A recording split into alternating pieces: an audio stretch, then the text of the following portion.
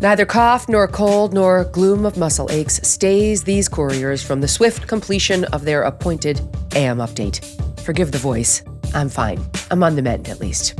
Good morning, everyone. I'm Megyn Kelly. It's Monday, December 1st, 2025, and this is your AM update. The president is absolutely determined to stop all processes at this point in time from third world countries. President Trump announcing a series of immigration restrictions following the ambush of 2 National Guard soldiers in D.C. by an Afghan national. Multiple Somali fraud scandals rock Minnesota, and President Trump takes action. They may find out, down the road that they did something that is illegal. It is not fair to them. Just weeks after a group of Democrat lawmakers stirs up controversy about hypothetical illegal military orders, the media suddenly finds a story to match the fake concern.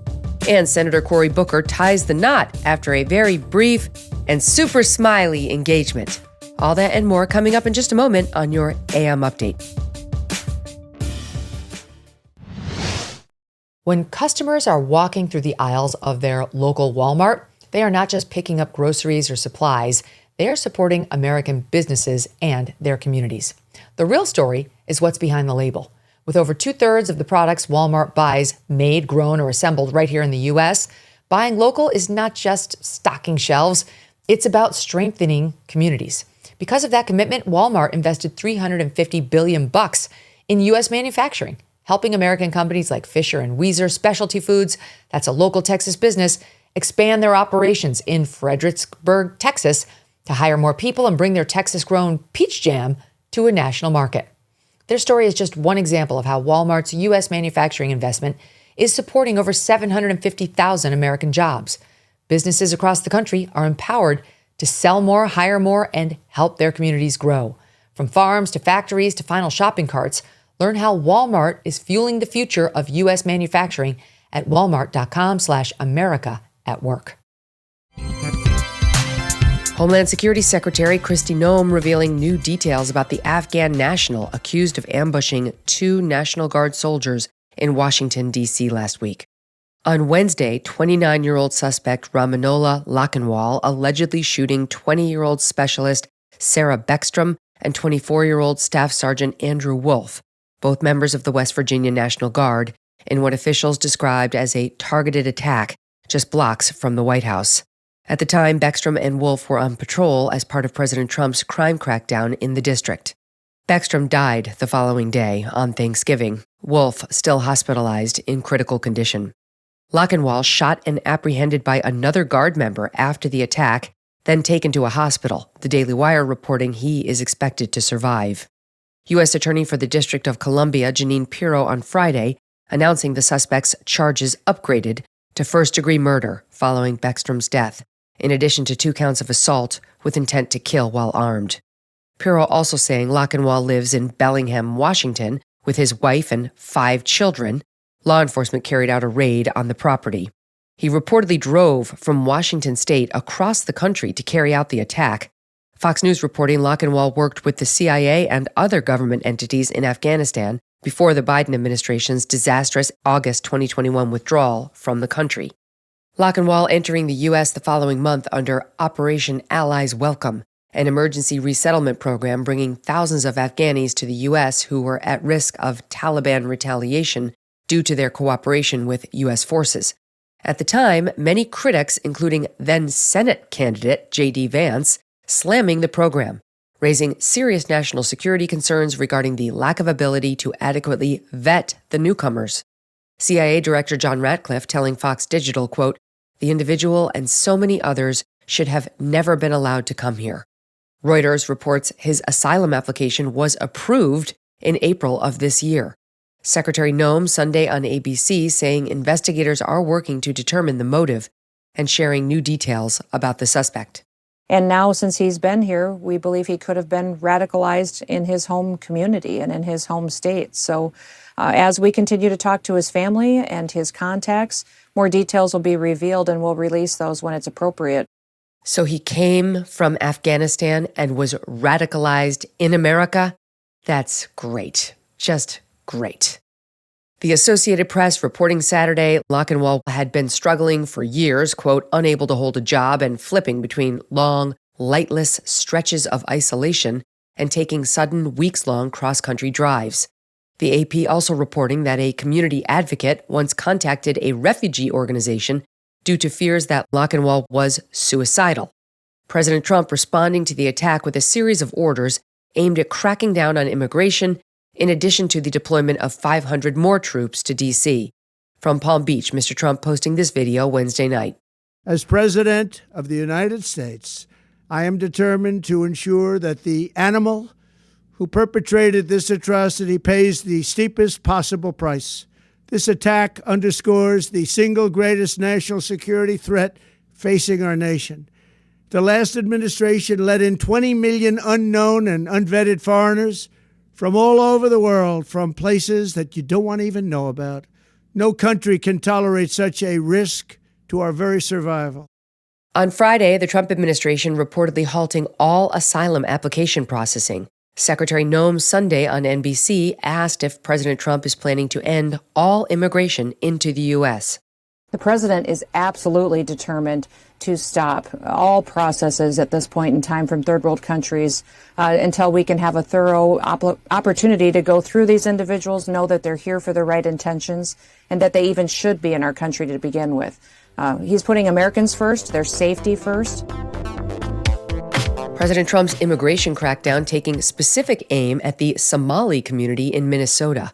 In November, reporting from the Manhattan Institute's City Journal, alleging that networks within the Minnesota Somali community ripped off state Medicaid and social services programs of more than $1 billion, with millions reportedly sent back to Somalia via remittances, where the Al-Shabaab terrorist group then takes a cut. In the wake of that reporting, President Trump announcing the termination of temporary protected status for Somali nationals in Minnesota, a move ultimately only affecting a few hundred out of tens of thousands of Somalis in the U.S. But the president's crackdown escalating sharply in the wake of the attack on 2 National Guardsmen in D.C. Mr. Trump posting on Thanksgiving to Truth Social, quote, "I will permanently pause migration from all third world countries and remove anyone who is not a net asset to the U.S., or is incapable of loving our country, end all federal benefits and subsidies to non-citizens of our country, denaturalize migrants who undermine domestic tranquility, and deport any foreign national who is a public charge, security risk, or non-compatible with Western civilization." Then, on Saturday, the New York Times with its own lengthy report with the headline, quote, "How Fraud Swamped Minnesota's Social Services System on Tim Walz's Watch." Way to get scooped by City Journal, Times.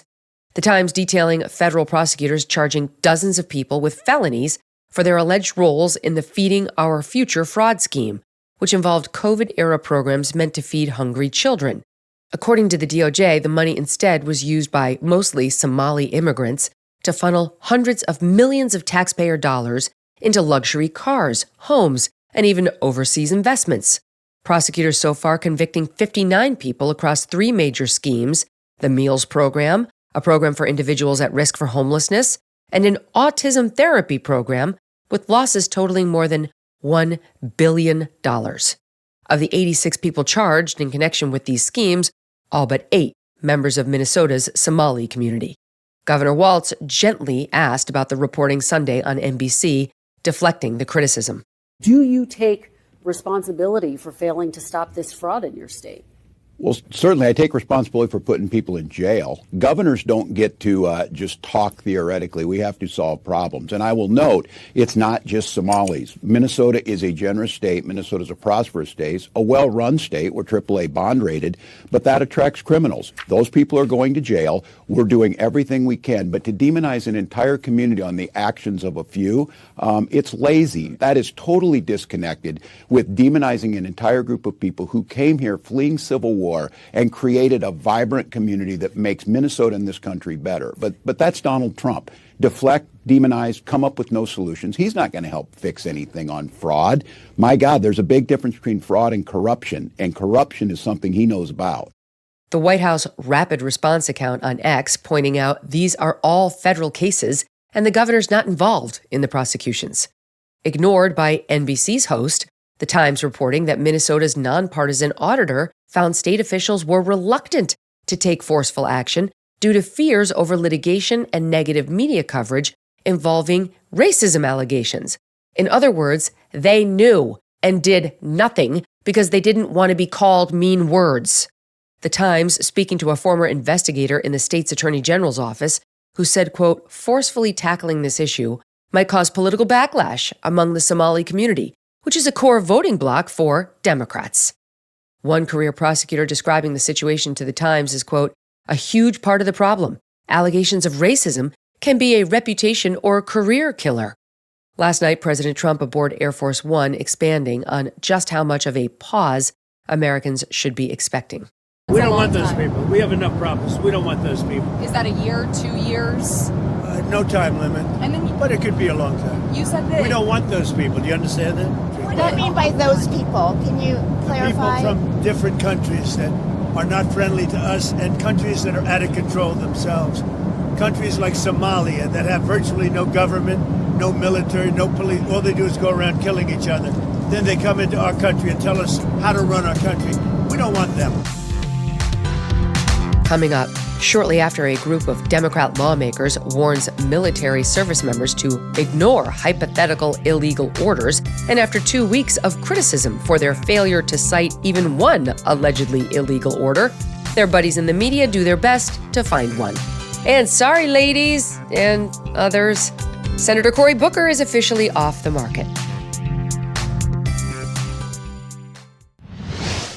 The Black Friday buy one, get one free sale is here at All Family Pharmacy, and it's a big one. From November 22nd through December 2nd, when you buy ivermectin, hydroxychloroquine, or mebendazole, you will receive another one for free. Over the past few years, many families have learned how important it is to be prepared, to have options, and to take control of their own health. All Family Pharmacy makes that process simple, transparent, and accessible without the confusion or roadblocks that people are tired of dealing with. Go to allfamilypharmacy.com/Megyn, place your order online, and a licensed physician will review it. Once it is approved, your medication is shipped directly, privately, and securely to your home. The Black Friday event lasts for 1 week only, and supplies are limited. When it's gone, it's gone. If you value preparation, clarity, and having real choices for your family's health, consider allfamilypharmacy.com/Megyn before December 2nd and secure your Black Friday buy one, get one free deal now. 2 weeks after a group of 6 Democrat lawmakers stirred up controversy by urging U.S. service members to ignore hypothetical illegal orders from President Trump, and on the heels of even left-wing media outlets embarrassing Democrats by asking them to name the illegal orders at issue, only to be met with crickets in response, the Washington Post and CNN now reporting on a potentially illegal order allegedly given by Secretary of War Pete Hegseth. Fortuitous timing.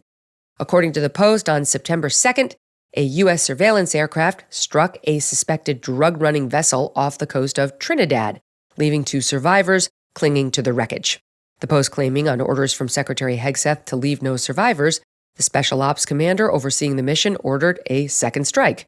The Post quoting a former military lawyer and U.S. Congressman from Massachusetts, Democrat Seth Moulton, both suggesting the second strike constituted an illegal order because the survivors were incapable of fighting against the U.S. and no longer posed a threat. Joint Special Operations Command, or JSOC, the group executing the mission, briefing the White House that the double tap was necessary to fully sink the vessel, clearing a navigational hazard, according to the Post, which reported the commander of the operation determined, quote, survivors were still legitimate targets because they could theoretically call other traffickers to retrieve them and their cargo. According to the Post's unnamed sources, the boat was struck a total of 4 times, twice to kill everyone and 2 more times to sink it. Congressman Moulton telling the Post, quote, killing survivors is blatantly illegal. Mark my words, he continued, it may take some time, but Americans will be prosecuted for this, either as a war crime or outright murder. Secretary Hegseth defending the mission Friday on social media, quote, our current operations in the Caribbean are lawful under both U.S. and international law, with all actions in compliance with the law of armed conflict and approved by the best military and civilian lawyers up and down the chain of command. CNN reporting the DOJ produced a legal opinion over the summer, arguing the president is allowed to authorize strikes against certain cartels and criminal organizations in self-defense because of the imminent threat to Americans posed by said groups. both House and Senate Armed Services Committees, led by Republicans, moving to open inquiries. U.S. Senator from Arizona, Democrat Mark Kelly, who participated in the video urging military members to ignore illegal orders, and also a member of the Armed Services Committee, Sunday on Meet the Press, expressing his concern. Would you refuse that order in real time? Well, let me start by saying I've sunk 2 boats, 2 ships. Never once did I question whether those orders were legal or illegal. People can tell the difference, should be able to tell the difference between something that is unlawful and something that is lawful. And if I was ever given an unlawful order, I would refuse. My concern is with the service members, that we're going to put these individuals in a really, really tough decision, in a tough place. And, they may find out, down the road that they did something that is illegal. It is not fair to them. Last night on Air Force One, President Trump pushed back on the reporting in the Post. If there were a second strike that killed people wounded in the first strike, are you thinking that would be legal? Number one, I don't know that happened. And Pete said he did not want them. He didn't even know what people were talking about. So we'll look into it. But no, I wouldn't have wanted that, not a second strike. The first strike was very lethal. It was fine. And if there were 2 people around, but Pete said that didn't happen. Does that make you I have great confidence. He's saying there's no second strike? I don't know. I'm going to find out about it. But Pete said he did not order the death of those 2 men. Amid all the uproar sparked by this story, senior writer at Real Clear Investigations, Mark Hemingway, urging caution, posting to X, quote, "Based on what we know so far, a whole lot of people are outraged and energetically pretending to be experts on obscure aspects of the Uniform Code of Military Justice and international law, when the known facts just aren't credible enough to speculate." U.S. Senator from New Jersey, Democrat Cory Booker, surprising the nation this weekend with news of his wedding. The New York Times exclusively reporting on the 56-year-old's, quote, intimate Saturday ceremony in D.C., tying the knot with 38-year-old Alexis Lewis, following a Monday courthouse ceremony in Newark where the couple's parents served as witnesses. They were reportedly engaged just 3 months ago. Lewis is a director of investments at a real estate investment firm in Los Angeles and former staffer for the Democratic mayor of L.A., Eric Garcetti. The pair met in May of 2024, according to the Times, on a blind date coordinated through a mutual friend. Senator Booker emailing the Times that, quote, "The second date was even more magical, detailing an evening of tapas followed by tickets to the Broadway show Suffs, a musical based on the women's suffrage movement." Senator Booker popping the question in Hawaii after native Hawaiian musicians played Mariah Carey's Dream Lover. Magical, Broadway, women's suffrage, and Mariah Carey. Okay. Lewis telling the performers she had always wanted the song to be played at her wedding. Senator Booker reportedly replying, quote, "Well, honey, this is the song that's playing at your proposal." That moment captured in images shared by Booker on social media on September 2nd, showing the extremely, extremely happy couple with eyes wide, mouths agape, as in, like, Publishers Clearinghouse showed up at your house with an enormous check, mouths agape, in full theatrical excitement. HBO host Bill Maher describing the scene this way. We congratulate Senator Cory Booker on his recent engagement. He has to explain why his engagement photos look like an ad for prescription drugs. Because these pictures don't make me think, great, now we can run for president without the stigma of being a bachelor. They make me think, don't let moderate to severe ulcerative colitis stand in your way. Ask your doctor about Zolaxia. Speaking of presidential runs, the Times going out of its way to include this little detail, quote, "The couple's wedding comes 8 months after Mr. Booker delivered a 25-hour speech on the Senate floor opposing the Trump administration's policies in March, setting a record. His stamina and tenacity drew renewed attention from Democrats who have largely been sidelined in the Capitol since President Donald J. Trump's inauguration in January. The moment reignited speculation about a potential presidential run. Mr. Booker last sought the nomination in 2020. When Senator Booker dropped out of the 2020 race, he was polling at 2% nationally. 538 reporting at the time, quote, "After the first debate in late June, he didn't surpass 4% in a single national survey, and he continued to lose steam, failing to qualify for the December and January debates." Preliminary polling ahead of 2028 showing the same story. The Real Clear Politics polling average showing Senator Booker at just 2.5%. But at least he's totally and authentically happily married now. And that'll do it for your AM update. I'm Megyn Kelly. Join me back here for the MK Show live on SiriusXM's The Megyn Kelly Channel, 111 at noon East, on youtube.com/Megyn Kelly, and on all podcast platforms.